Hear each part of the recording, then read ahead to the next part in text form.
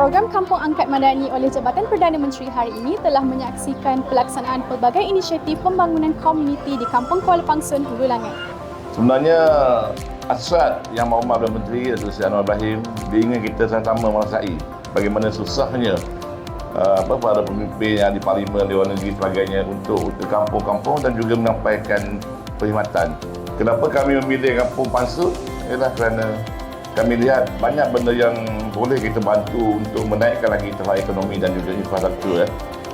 Turisme dia dari tadi kata banyak, dan juga kami lihat banyak hasil-hasil yang boleh dipasarkan, dan itulah kami membuat keputusan untuk antara salah satunya projek ialah untuk menaik taraf memperbaiki jalan raya.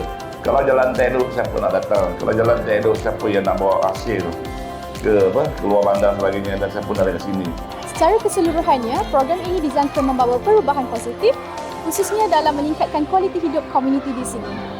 Dari Kampung Kuala Pangsun, Hulu Langat, Selangor, saya Nur Idina Safia binti Muhammad Sufian melaporkan untuk Jabatan Perdana Menteri.